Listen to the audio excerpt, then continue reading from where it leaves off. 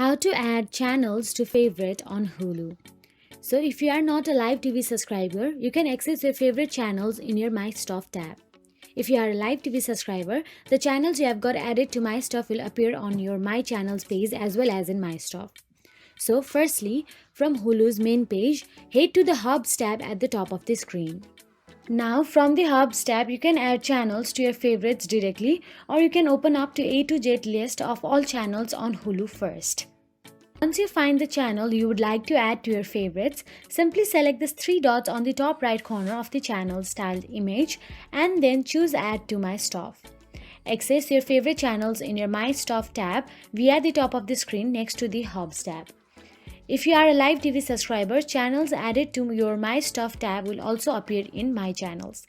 So that is it. If you found this video helpful, please like, share and subscribe, and thank you so much for watching.